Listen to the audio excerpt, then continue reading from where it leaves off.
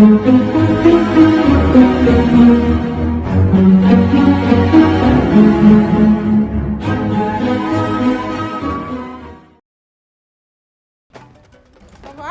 kala moom la de. salaamaaleykum. Mor. waaw mais naka mu.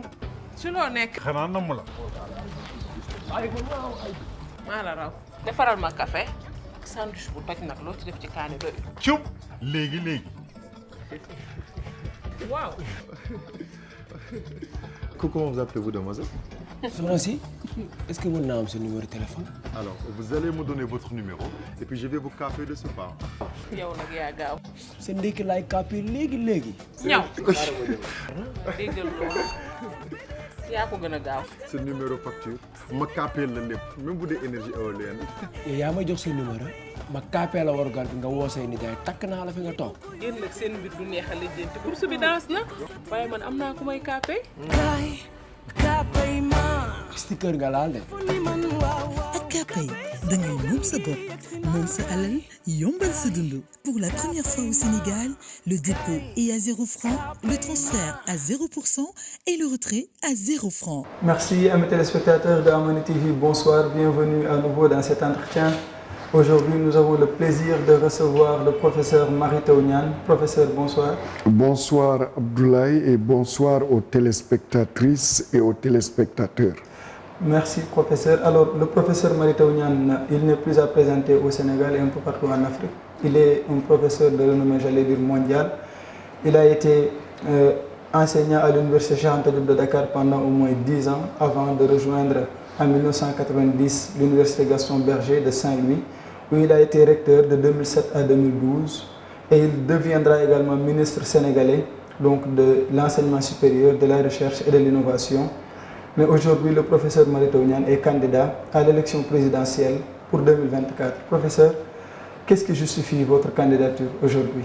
Vous savez, en regardant ce qui se passe dans notre pays, en regardant cette situation des valeurs qui ne sont plus promues, en voyant que la connaissance et la compétence ne sont plus des valeurs aujourd'hui positives au niveau de notre société, en voyant la paix menacée, des hommes et des femmes comme nous qui avons de l'expérience, qui avons une connaissance du monde et qui avons de l'ambition pour notre pays.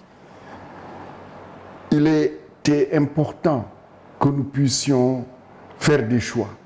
Et un de ces choix, c'est évidemment de déclarer notre candidature en proposant un programme qui puisse sortir notre pays de cette situation et lui faire emprunter la voie qui puisse conduire au bien-être des populations sénégalaises. Alors, en faisant votre déclaration de candidature, vous avez évoqué, en parlant de votre engagement politique, un risque peut-être qui ne serait pas, comme vous l'avez dit, qui peut être parfois déstabilisant.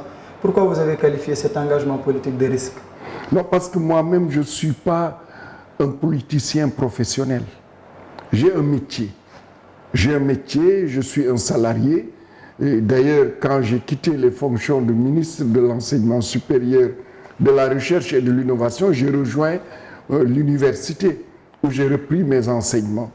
L'espace politique sénégalais est peuplé de personnes qu'on appelle des politiciens, de plus en plus d'ailleurs des politiciens professionnels, des gens qui n'ont pas de métier, des gens qui n'ont pas de compétences et qui, évidemment, les rênes du pays entre leurs mains ou des responsabilités entre leurs mains en font ce que nous voyons aujourd'hui. Et c'est pourquoi des femmes et des hommes comme nous autres, lorsque nous décidons de déclarer notre candidature, lorsque nous décidons d'aller à la rencontre des populations pour leur apporter une autre manière de voir la politique, c'est-à-dire celle qui conduit au bien-être des populations, évidemment, nous courons un risque d'être attaqués, un risque d'être déstabilisés, mais c'est un risque nécessaire et c'est pourquoi d'ailleurs j'appelle tous les cadres, tous les hommes et les femmes qui ont un métier, qui sont des travailleurs, qui ont leur gagne-pain, de ne pas laisser la politique à ces chômeurs professionnels de la vie politique et qui, évidemment, le pays entre leurs mains, ce sont les détournements, c'est tout ce que nous voyons et qui a conduit notre pays aujourd'hui. Alors, dans le contrat social que vous proposez aux Sénégalais, vous avez mis en premier lieu l'éducation. C'est fait à dessein ou c'est fortuit? Non, c'est effectivement une base fondamentale de la transformation de notre pays. Vous le savez, les pays asiatiques, comme la Corée du Sud, comme la Malaisie et d'autres, qui sont aujourd'hui des pays émergents ou même certains d'entre eux carrément des pays développés, ont décroché les pays africains qui pourtant en 1960 étaient plus riches que ces pays asiatiques. C'est parce qu'ils ont choisi l'éducation, la formation, la recherche, la science, la technologie et l'innovation comme base de leur politique. Et ils ont fait des efforts à ce niveau et aujourd'hui nous voyons les résultats. Alors les objectifs également que vous avez fixés sont à la limite ambitieux, si je peux me permettre, mais vous êtes optimiste que vous pourrez les atteindre. Mais vous faites la différence souvent entre, comme vous l'avez dit, les politiciens professionnels et ces autres-là. Qu'est-ce qui les différencie? Qu'est-ce qui vous différencie, vous, de ces hommes qu'on trouve dans la scène politique très souvent? Mais simplement, moi, j'ai un boulot, comme dirait l'autre. J'ai été ministre quand j'étais d'abord enseignant, avant d'être ministre. Ensuite, quand j'ai été ministre, lorsque j'ai quitté les fonctions de ministre, je suis retourné travailler, tout simplement. Donc nous ne sommes pas attachés aux fonctions qui sont liées à la politique. Ça c'est un premier aspect. Le second aspect, nous avons des compétences reconnues au Sénégal, en Afrique et à travers le monde, et nous avons envie d'en faire profiter notre pays et nos populations. Ensuite, nous avons une ambition. Moi, je le dis, je suis entré en politique quand j'étais en mathématiques supérieures au lycée Potier d'Orléans, où j'ai adhéré au PAI clandestin. Et notre vision, c'était que l'Afrique, nous les Africains, c'est nous qui allons développer l'Afrique. Personne d'autre ne va développer l'Afrique à notre place. Nous avons les compétences, nous avons tout ce qu'il faut si nous travaillons dur pour faire autant ou mieux que les autres.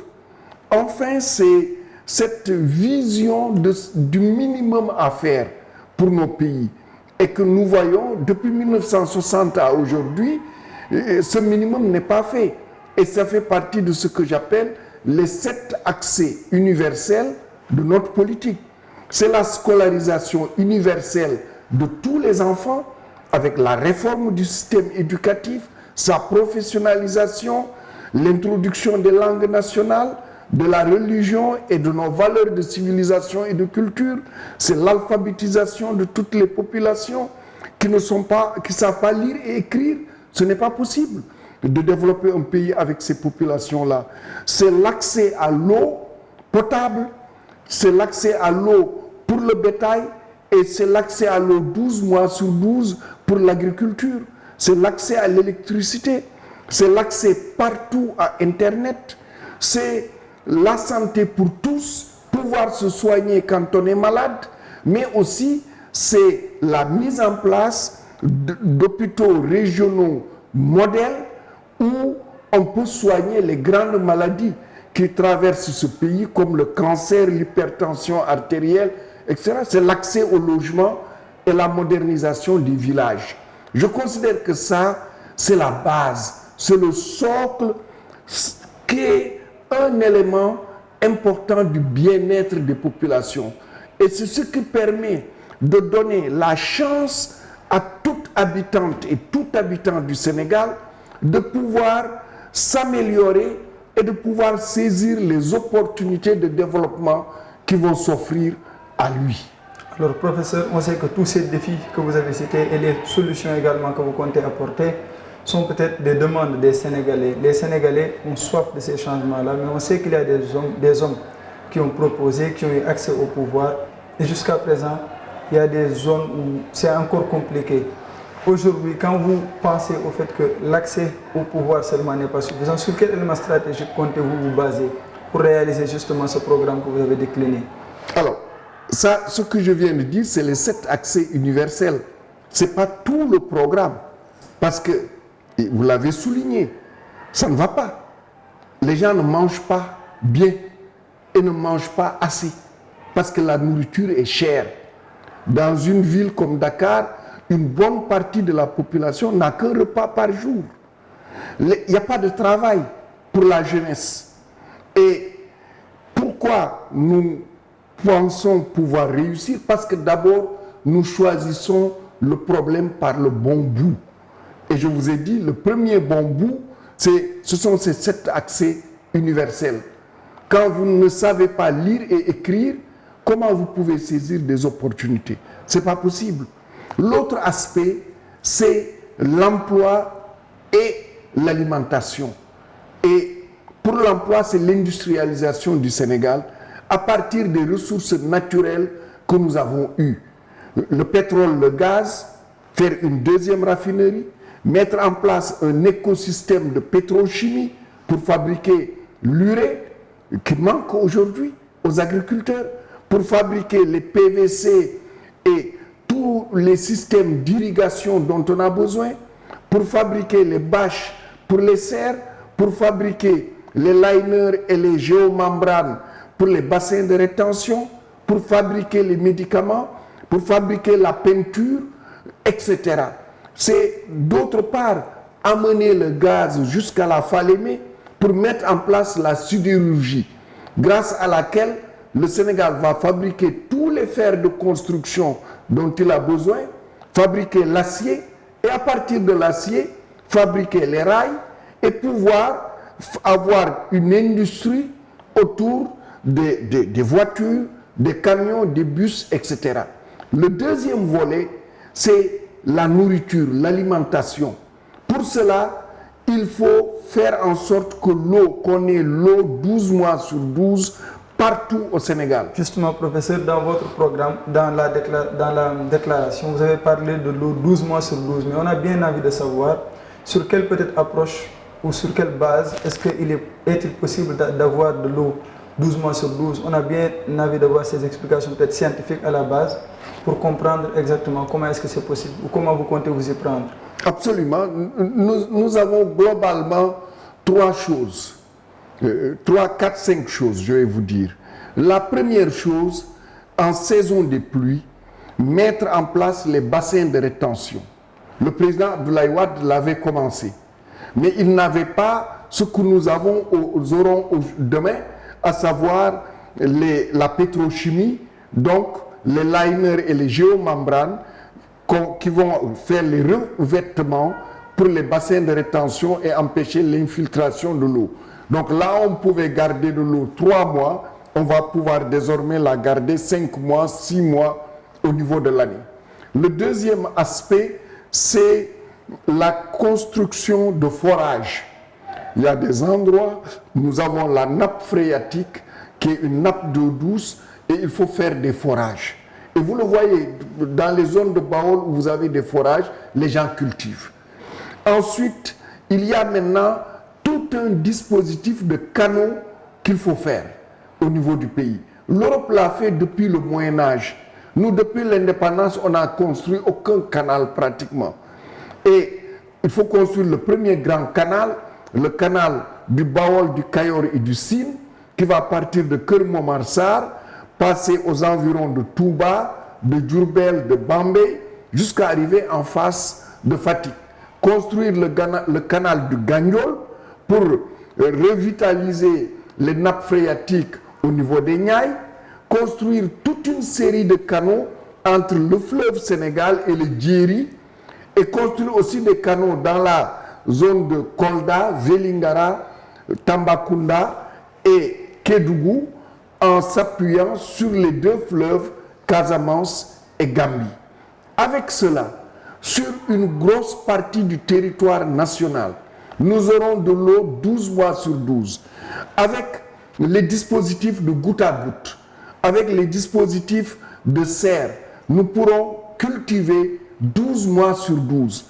Et évidemment, les agriculteurs vont enfin tirer profit de leurs activités qui vont devenir rentables.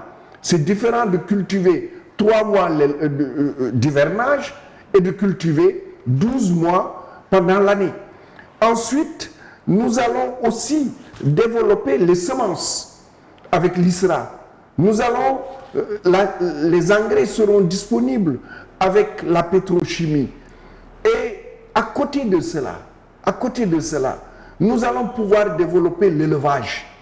Parce que aussi, nous sommes un pays d'éleveurs. Nous avons plus de 3 millions de vaches. Et imaginez ce que vous avez. Nous importons du lait en poudre. Et pourquoi?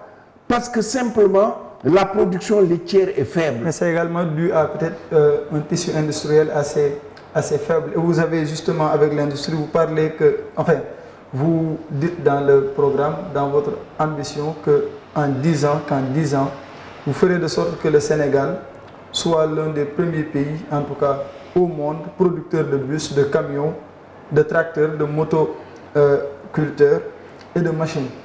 Oui, parce qu'il nous faut de l'ambition. Vous savez, ça fait partie de la culture défaitiste de nos hommes politiques. Vous ne les entendrez jamais dire « nous voulons que le Sénégal soit ceci ». Mais non. Vous voulez qu'on s'affirme. Il faut s'affirmer et le mettre en œuvre. C'est ce que les autres pays ont fait. Écoutez, quand vous voyez la Corée du Sud et ses ambitions, hein, au niveau des télécommunications, au niveau des voitures, au niveau de la construction navale, mais c'est parce qu'ils ont bâti une ambition qu'ils s'en sont arrivés là. Et cette ambition se bâtit autour de quoi? De la formation professionnelle, de la recherche, parce que nous allons mettre en place dans chaque région un lycée technique et professionnel, un institut supérieur d'enseignement professionnel, dans chaque département du Sénégal, un centre polyvalent de formation professionnelle. Et avec cela, nous aurons besoin sans doute de recruter des enseignants étrangers pour nous former nos jeunes, parce que nous n'avons pas assez de professeurs dans les filières de formation technique et professionnelle. Cela n'est pas nouveau. La Corée du Sud l'a fait en recrutant des profs au niveau du Japon. Et avec cela, avec le développement de la recherche, nous allons fabriquer nos premiers bus, nos premiers camions, nos premiers tracteurs.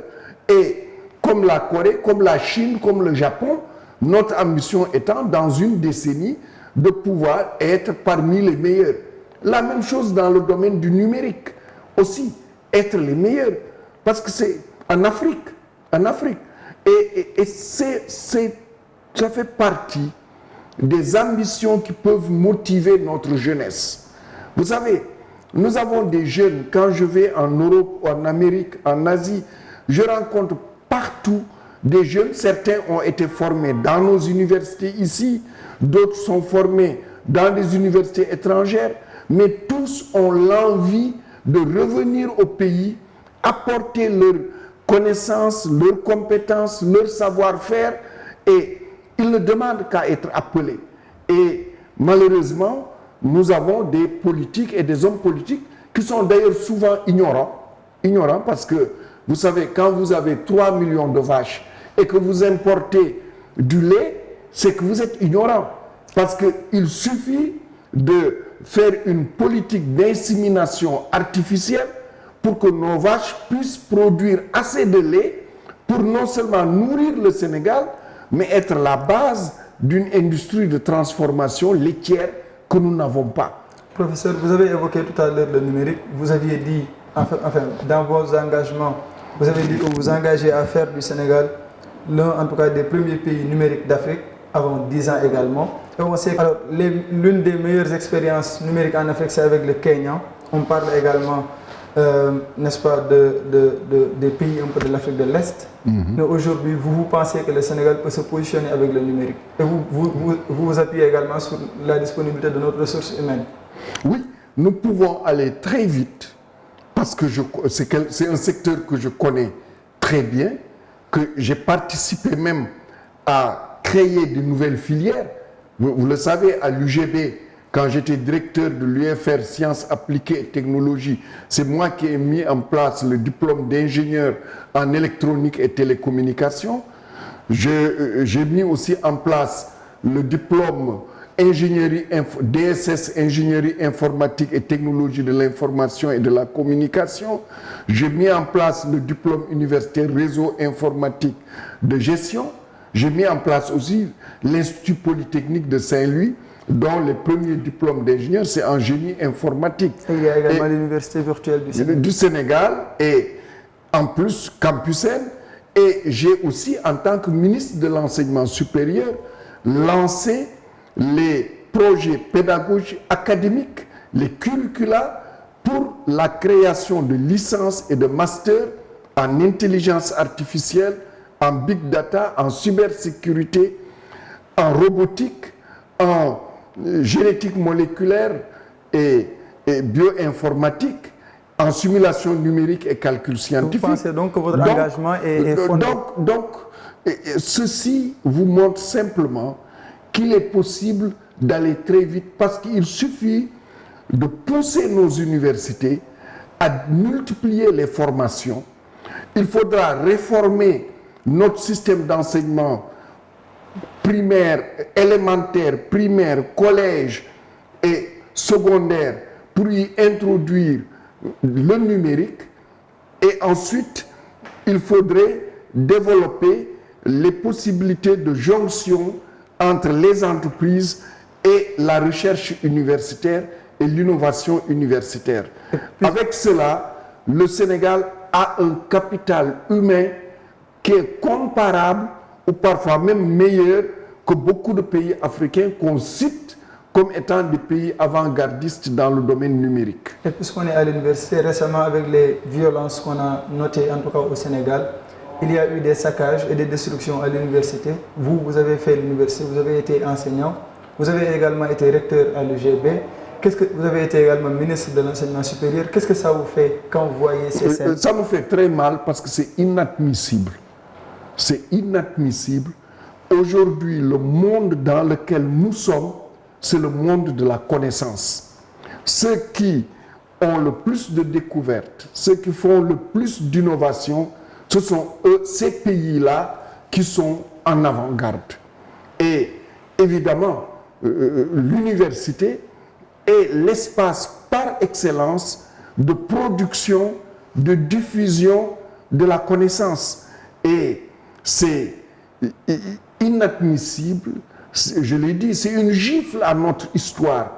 Parce que ce pays, il y a plusieurs siècles, avait mis en place l'université de Pire Sakhewar et Sakhenor. Cette université de Pire, qui est l'une des premières universités au niveau de l'Afrique de l'Ouest. Il y a eu nos grands hommes que nous citons, tous. Ce sont des hommes porteurs de connaissances, que ce soit El Hadj Oumar Foutiyou Tall, que ce soit Cheikh Ahmadou Bamba Mbacké, que ce soit El Hadj Malick Sy, que ce soit El Hadj Ibrahima Niass, que ce soit Cheikh Moussa Camara ou Cheikh Moussa Ka et bien d'autres, et bien d'autres.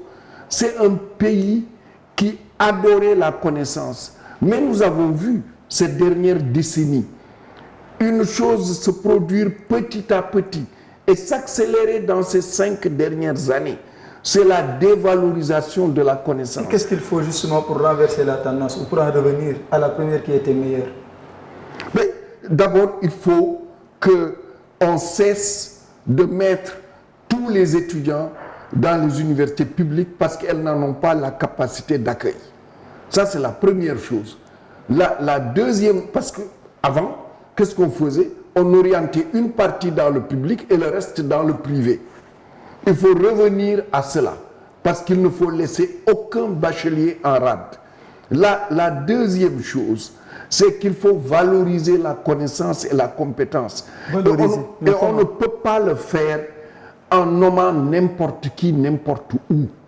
Et c'est ce qu'on assiste. Donc s'il y a un problème de leadership dans la gestion même des choses. Des ressources humaines. Des ressources humaines. Aujourd'hui, il est plus simple comment on dit, de forer son tam-tam et d'appeler à ce que le président ait un troisième mandat et de se faire promouvoir que d'avoir des réalisations pour se faire promouvoir. L'autre aspect, c'est aussi un aspect général dans notre société. Aujourd'hui, nous avons des gens sortis de nulle part, qui sont dans les médias, qui sont partout et qui sont adorés, alors que c'est une catastrophe. Je pense qu'il faut que notre pays revienne aux fondamentaux des références. Que, comme on dit, diw amna xam-xam ne fait que borom xam-xam yi ñoko wax. Ça, c'est la règle générale, qui est la règle de l'évaluation des pairs. Et malheureusement, notre pays ne va pas dans ce sens-là. Et n'allant pas dans ce sens-là, c'est clair que quand il y a la massification, quand la haine se développe, quand la violence se développe, évidemment, l'université aussi, elle est dans la société et elle subit les contre-coups. Et c'est très malheureux, c'est dommage. Et je pense qu'il faut un sursaut national pour que cela ne se reproduise plus. Et on sait que ces scènes, parfois, en tout cas, mettent en jeu des jeunes. Et vous, dans le mouvement, en tout cas, que vous avez créé, le mouvement pour la transformation nationale, vous parlez d'un club d'unité et développement comme une innovation, justement, peut-être pour armer idéologiquement et politiquement ces jeunes-là dans le militantisme. Pourquoi? Peut-être, qu'est-ce qui justifie un peu cette... Oui, nous avons ce club. Il est par contre différent. Ce n'est pas un club qui s'adresse directement aux jeunes. Ce club, nous avons, si vous avez vu dans notre note conceptuelle, 32 programmes qui vont de l'éducation jusqu'à la diaspora. Et chaque programme, ce que nous allons faire, nous allons prendre 10 experts, 5 acteurs et 5 bénéficiaires. Et c'est cela qui va constituer le groupe de réflexion autour des TDR qui sont ce que j'explique autour du programme. Et c'est eux qui devront détailler le programme, mettre le plan stratégique décennal et le plan opérationnel de 5 ans.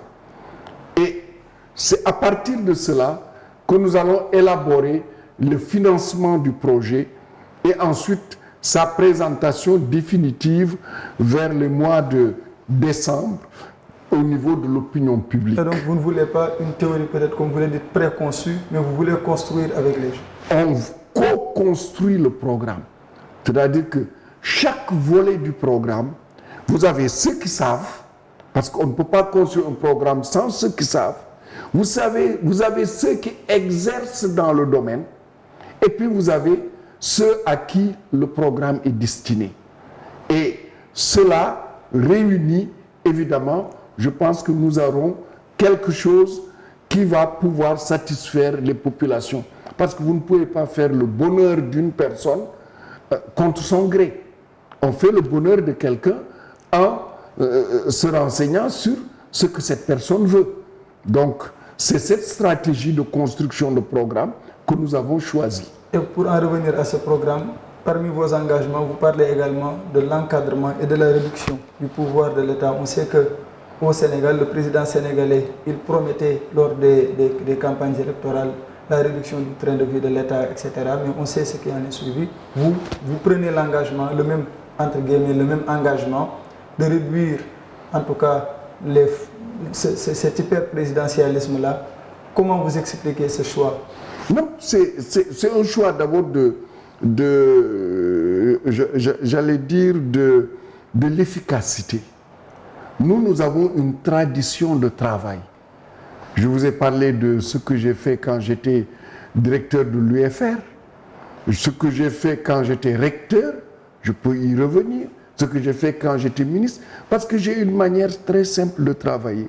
Nous mettons en place un plan stratégique, un plan opérationnel, et nous déroulons les politiques publiques avec un dispositif de suivi-évaluation qui nous permet à tout moment de remédier s'il y a quelque chose qui ne va pas dans le bon sens, etc. Et c'est cela que nous allons reconduire au niveau de l'État. Et pour plus d'efficacité, d'abord la première des choses, c'est d'assurer la séparation effective des pouvoirs. Et cela commencera très tôt, très rapidement, par le fait que, à la place du président de la République, ce sera le magistrat le plus ancien dans le grade le plus élevé qui va présider le Conseil supérieur de la magistrature. On sort le président de cela. Le deuxième aspect, c'est nous allons mettre en place un parquet financier qui va compléter le dispositif que nous avons aujourd'hui. Et nous allons retirer les dispositions qui permettent au procureur, comme on dit, de mettre le coude sur des dossiers. Et permettre de faire la séparation des pouvoirs. Exactement. Et aussi que l'IGE fasse, au lieu de faire un seul rapport destiné au président, qu'il peut transmettre ou ne pas transmettre, il fera un rapport destiné au président, mais la copie du rapport sera envoyée au procureur, qui évidemment sera obligé de donner suite. Et ainsi de suite, il n'y aura plus de rapport de l'OFNAC, de rapport de la Cour des comptes, etc., qui vont être sous des coudes et ne pas continuer. L'autre aspect, nous ferons un gouvernement avec un premier ministre, au plus 20 ministres, avec une double parité. Une parité homme-femme, une parité jeune-adulte, pour refléter l'état de notre société. Ensuite, les nominations maintenant. Le président, c'est lui qui nomme le gouvernement, mais avant de nommer des membres du gouvernement, avant de nommer des directeurs généraux, il doit envoyer la proposition à l'Assemblée nationale, qui, elle, doit auditionner publiquement le prétendant et émettre un avis favorable ou défavorable. Est-ce que ça ne va pas créer peut-être des lenteurs pour justement la... Vous savez, les États-Unis d'Amérique, c'est la première puissance mondiale et elle fonctionne comme ça. Donc, ce n'est pas lent. Parce que nous allons aussi restituer à l'administration de manière générale son rôle réel. Vous savez, aujourd'hui, qu'est-ce qui se passe? Vous êtes ministre, vous faites nommer votre secrétaire général. Vous faites nommer votre DAGE. Vous faites... Non, cela non. Le secrétaire général, les DAGE, ça, c'est des administrateurs. Et ils doivent désormais rester pour l'administration. Et les ministres passent, mais les administrations demeurent. L'autre aspect, les directeurs généraux des sociétés nationales. Ces directeurs généraux seront nommés après appel à candidature. Il y aura un appel, il y aura un comité de sélection et c'est celui qui sera sélectionné, qui sera nommé, et il devra présenter un plan stratégique. L'État va signer avec lui un contrat de performance et il devra le réaliser. Pour promouvoir la compétence. Exactement. Et il y a des experts qui reprochent souvent à nos autorités de prendre souvent des mesures conjoncturelles face à certains problèmes, à certains défis. Quand on fait un regard global sur la déclaration de votre candidature, on voit que vous touchez presque à tous les points qui peut-être intéressent le Sénégal, qui s'insèrent bien sûr dans l'Afrique. Mais aujourd'hui, quelles sont les mesures structurelles majeures que vous pensez proposer aux Sénégalais pour sortir peut-être de l'impasse, notamment de la pauvreté, etc. Non, je vous l'ai déjà dit, peut-être que je vais répéter à nouveau. Les mesures structurelles, c'est d'abord des mesures qui font que le Sénégalais a les capacités d'assurer son développement. Et c'est ça qui est contenu dans les 7 accès universels. Le deuxième aspect, c'est les mesures qui font que le Sénégalais va pouvoir travailler ou va pouvoir entreprendre et que le Sénégalais va pouvoir se nourrir décemment. Ça, c'est les choses essentielles que nous n'avons pas réalisées depuis 1960 à aujourd'hui. Ça, c'est des mesures. L'autre mesure, c'est les mesures de confiance. Vous savez, quand vous assurez la séparation de l'exécutif avec le judiciaire, non seulement vous mettez en confiance les citoyens sénégalais, parce que le citoyen qui n'a aucun appui sait que la justice sera là aussi pour lui. Le financier qui a son argent, l'investisseur qui a son argent, qui souhaite venir au Sénégal, sait que s'il y met son argent, il sera protégé, etc. Donc ça, c'est aussi des réformes qui vont permettre aux Sénégalais d'avoir comment on dit, de l'emploi, d'avoir des créations d'entreprises et d'avoir une capacité de croissance, mais dont l'impact sera sur le quotidien du Sénégalais. Alors, professeur, quels sont les efforts également que vous prévoyez de faire pour justement assurer l'intégration? On sait que le Sénégal ne peut vivre en autarcie. On est en Afrique, on est également parfois dans des zones régionales. Comment est-ce que vous comptez procéder pour justement participer également à cette Union africaine-là? Oui, déjà, c'est tirer profit de l'intégration économique. Nous pensons qu'il faut développer davantage les échanges entre nous et les pays autour de nous et par cercle concentrique les autres pays africains. Et je te donne un exemple, j'ai parlé du gaz que nous allons tirer et amener à la Falémé. Mais ça va être une opportunité formidable de développement, de partenariat avec la Guinée. Parce que la Guinée produit du bauxite. Et la Guinée amène son bauxite dans les pays du Golfe pour le raffiner. Le Sénégal va lui offrir une opportunité. Vous amenez votre bauxite au Sénégal, on vous le raffine et vous payez. Ou bien le Sénégal vous amène le gaz en Guinée et vous payez le gaz. C'est une opportunité de coopération extraordinaire. Lorsque nous ferons la sidérurgie, mais le Sénégal va être l'un des rares pays d'Afrique à avoir une sidérurgie. Donc nous pourrons prétendre vendre notre fer à tous les pays autour de nous et au-delà même. Et quand nous ferons la pétrochimie, c'est aussi la même chose. C'est-à-dire que l'économie, c'est en fait le meilleur moyen d'intégration, ce que nous n'avons pas fait jusqu'à présent. Et nous aussi, quand on aura des choses à acheter, nous mettrons la priorité acheter chez nos pays, chez nos voisins et les pays au-delà de la CEDEAO ou de l'Union africaine, etc. Donc ceci est un élément important. L'autre élément important, c'est notre sécurité. Parce que nous pouvons bien construire notre armée, bâtir nos forces de défense et de sécurité, et nous nous y emploierons très fortement, mais cela ne suffit pas si l'instabilité est autour de nous.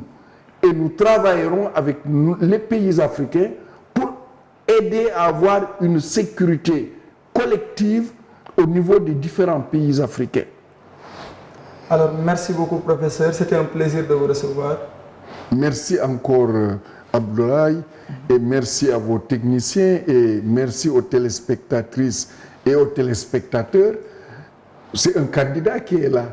Donc, j'appelle les Sénégalaises et les Sénégalais à venir nous soutenir et à travailler avec nous pour qu'on puisse transformer notre pays. Merci, professeur. Merci également à vous, amis téléspectateurs de Amani TV, d'avoir suivi cet entretien. On vous donne rendez-vous très bientôt sur Amani TV, la chaîne de l'Afrique.